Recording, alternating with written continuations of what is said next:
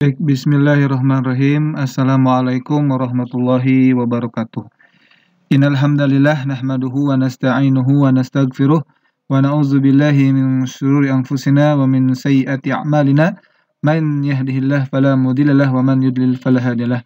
Asyhadu an la ilaha illallah wahdahu la syarikalah wa asyhadu anna Muhammadan abduhu wa rasuluh. Amma ba'd.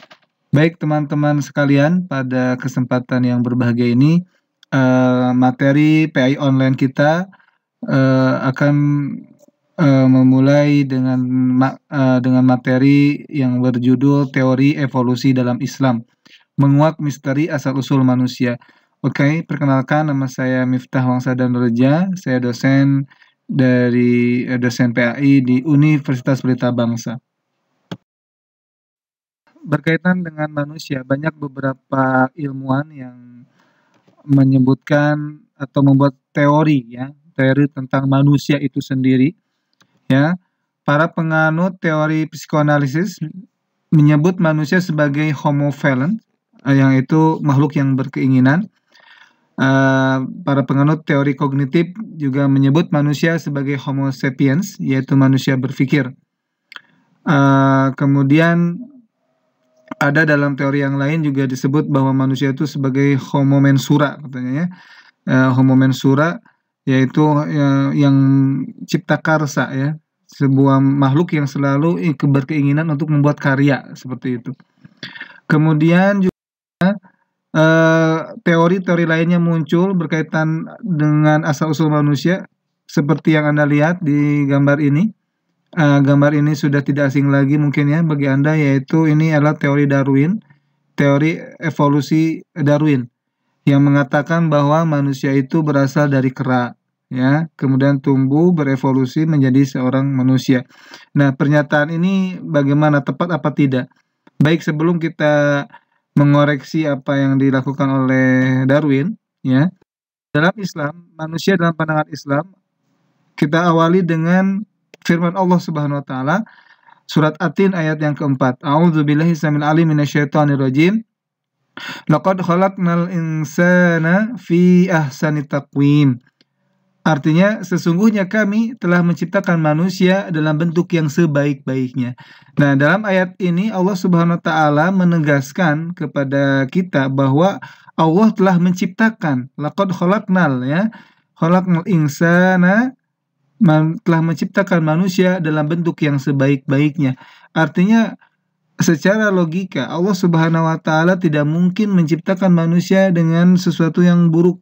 Mohon maaf, dalam hal ini seperti binatang. Nah, oleh karena itu dari satu ayat ini saja, ya, ini dapat membantah teori Darwin yang mengatakan bahwa manusia itu berasal dari kera. Sedangkan dalam firman Allah tadi, laqad khalaqnal insan fi ahsani taqwim. Telah kami ciptakan manusia dengan sebaik-baik bentuk, sebaik-baik rupa, ya. Allah SWT menciptakan manusia ini dengan taksonomi tubuh yang indah, ya. Susunan-susunan tubuh yang luar biasa bagus, ya. Tepat sekali gitu. Kenapa mata harus berada di depan, ya, telinga harus ada dua, kiri dan kanan. Ya, hidung, mulut ada di depan, ya. Semuanya telah Allah atur Subhanahu wa taala, ya, dengan bagus, ya. Nah, ini bantahan terhadap teori Darwin. Nah, sekarang ada pertanyaan, adakah teori evolusi dalam Islam? Baik teman-teman, sebelum kita membahas adakah teori dalam evolusi dalam Islam, kita sejenak memaknai makna evolusi itu apa. Yang mengetahui makna evolusi itu apa? Evolusi adalah proses perubahan makhluk hidup secara lambat dalam waktu yang sangat lama sehingga berkembang menjadi berbagai spesies baru yang lebih lengkap struktur tubuhnya. Ya, diambil di biologimediacenter.com, diakses pada tanggal 14 November 2017. Nah, dari segi makna evolusi saja juga dapat membantah teori Darwin, ya. Yang dimana kalau kita berpendapat dari teori ini, yang namanya sesuatu awal itu ketika berubah itu pasti tidak akan ada lagi, yaitu akan hilang. Contoh kecil misalkan kita menanam padi ya, menanam satu tanaman ya, kan awalnya biji itu. Ketika kita tanam biji di tanah, kemudian kita tunggu beberapa bulan, maka biji itu akan tumbuh berubah menjadi batang, berubah menjadi sebuah pohon, bunga atau buah dan sebagainya. Kemudian kita coba gali tanah itu. Apakah kita akan mendapatkan biji tersebut? Tentunya tidak, sudah hilang ya. Sudah hilang. Biji itu sudah hilang berubah menjadi pohon, akar dan sebagainya.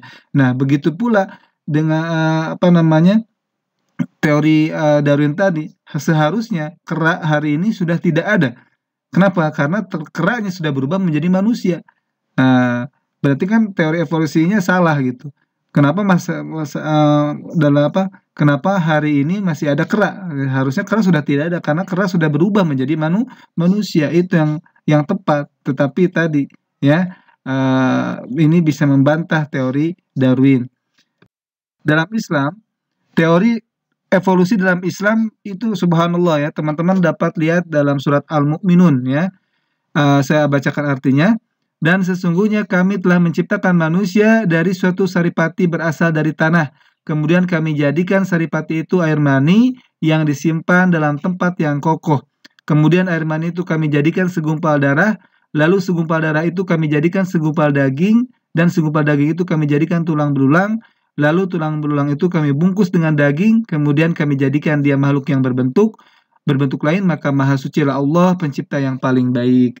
Al-Mu'minun ayat yang ke-12 sampai 14. Nah, kalau kita ilustrasi teman dari ayat yang tadi, bahwa yang pertama tadi nomor 1 nih ya, Allah dari saripati tanah. Maksudnya apa? Kita makan makanan baik itu makanan pokok seperti nasi, kan semua bahan makanan pokok itu awalnya pasti ditanam di tanah ya, padi ditanam di awalnya padi kan ditanam di sawah ya, berupa benih padi. Benih padi kemudian tumbuh menjadi padi, kemudian padi setelah menguning diolah menjadi beras diolah menjadi nasi. Ya, kita makan sama kita oleh manusia. Nah, beras atau nasi yang kita makan kan menjadi daging dan menjadi darah ya, ada darah merah, darah putih. Darah putih itu yang disebut dengan air mani ya. Nah, air mani ini ya yang kedua ya. Kemudian setelah proses air mani bertemu dengan ovum perempuan, nah ini masuk ke ranah biologi ya. Dia akan masuk ke ranah ke ovum perempuan dan akan menggumpal segumpal darah. Segumpal darah ini akan menjadi tulang belulang, kemudian tulang belulang ini akan berubah menjadi daging. Setelah itu muncullah seorang bayi yang mungil ini. Nah, ini ilustrasi evolusi dalam Islam. Teori evolusi dalam Islam ini sangat jelas sekali dalam surat Al-Ma'arij. Ya, demikianlah teori evolusi dalam Islam ya yang terkandung dalam surat Al-Mu'minun ayat yang ke-12 sampai 14 ya. Mohon maaf bukan Al-Maidah tadi. Surat Al-Mu'minun ya ayat yang ke-12 14. Nah, dengan proses penciptaan yang baik itulah manusia diberikan martabat yang tinggi di hadapan Allah Subhanahu wa taala, yaitu untuk apa? Untuk menjadi pemeran utama dalam kehidupan dunia ini. Dialah yang akan mengatur dan mengisi semua roda-roda kehidupan. Ya, Allah Subhanahu wa taala telah mengutus atau telah menciptakan manusia ini dengan tujuan dan tanggung jawab tertentu ya. Hal tersebut disebutkan dalam firman Allah dalam surat Al-Baqarah, A'udzubillahi samil alim minasyaitonir rajim, wa idz qala rabbuka lil malaikati inni ja'ilun fil ardi khalifah ya. Dan tatkala mereka berkata ya kepada para malaikat, ini kata Allah, sesungguhnya aku ja'ilun fil ardi khalifah, akan menjadikan sosok seorang khalifah di muka bumi ini. Siapa khalifah itu? Ya manusia. Ya. Dalam satu riwayat ketika Allah Subhanahu wa taala mau memberikan beban khalifah ini kepada gunung gak kuat, gunung meletus gitu ya. Kepada lautan tidak kuat juga, gak mau menerima, akhirnya tumpah dan sebagainya. Nah, barulah yang cocok ini manusia mau mengemban amanah ini sebagai sang khalifah. Maka Allah SWT menjadikan manusia itu dengan sebaik-baik penciptaan, sebaik-baik bentuk. Nah, berarti asal usul manusia dalam Islam juga ini dihubungkan dengan nabi kita, Nabi Adam alaihissalam. Adam adalah manusia pertama yang diciptakan oleh Allah Subhanahu wa taala di muka bumi dengan segala karakter kemanusiaannya, ya. Manusia merupakan makhluk yang paling sempurna, oleh karena itu manusia diberikan amanah untuk mengelola alam semesta. Nah, teman-teman, jika ada yang bertanya misalkan, Pak, bagaimana proses pembentukan Nabi Adam? Apakah seperti teori evolusi yang tertuang dalam surat Al-Mu'minun tadi? Tentunya tidak. Kalau Nabi Adam alaihissalam ini langsung dibentuk oleh Allah Subhanahu wa taala dengan taksonomi tubuh yang tadi, ya, yang seperti yang kita lihat, karena Nabi Adam adalah Abul Bashar, bapaknya manusia, maka sampelnya ya seperti kita ini. Maksudnya Nabi Adam diciptakan oleh Allah Subhanahu wa taala langsung seperti itu, dibentuk oleh Allah Subhanahu wa taala, ya. Nah, kemudian dari sanalah, dari tulang rusuk Adam pun Allah menciptakan siapa? Pasangannya, yaitu berupa gender yang lain, yaitu perempuan, ya. Kemudian yang diberi nama Hawa, ya. Kemudian Adam dan Hawa ini melakukan pernikahan dan prosesnya seperti itu tadi. Nah, jadi Adam dan Hawa diciptakan langsung oleh Allah Subhanahu wa taala, terutama Adam, ya. Adam diciptakan langsung oleh Allah Subhanahu wa taala dengan bentuk yang bagus sekali, ya, seperti tubuh kita hari ini. Nah, untuk proses generasi pembentukan manusia seterusnya, ya, dari generasi ke generasi adalah melalui pernikahan, ya. Makanya kenapa tadi ada Hawa diciptakan, karena untuk proses yang tadi. Karena secara logika mungkin kita nggak mungkin kita datang ke sawah misalkan, ya, mencari tanah liat, kemudian kita bentuk tanah itu menjadi boneka atau menjadi manusia seperti kita, patung, misalkan patung dulu, kemudian kita tunggu beberapa bulan baru hidup, gitu ya. Nah, ini nggak masuk di akal, karena Islam sangat mengedepankan selain wahyu juga logikanya, harus logis. Ya, demikian, ya. Jadi intinya adalah teori dalam Islam sudah ada dalam surat Al-Mu'minun ayat yang ke-12 sampai 14. Kemudian manusia pertama ini adalah Nabi Adam alaihissalam. Teori Darwin sudah terbantahkan di sini. Baik, demikian apa yang bisa saya sampaikan. Mudah-mudahan bermanfaat. Sampai jumpa pada pada materi-materi singkat PAI via online ini. Terima kasih atas perhatian Anda, dan jangan lupa untuk like, share, and subscribe, ya. Subhanakallahumma wa bihamdika asyhadu an la ilaha illa anta astaghfiruka wa atubu ilaik. Wassalamualaikum warahmatullahi wabarakatuh.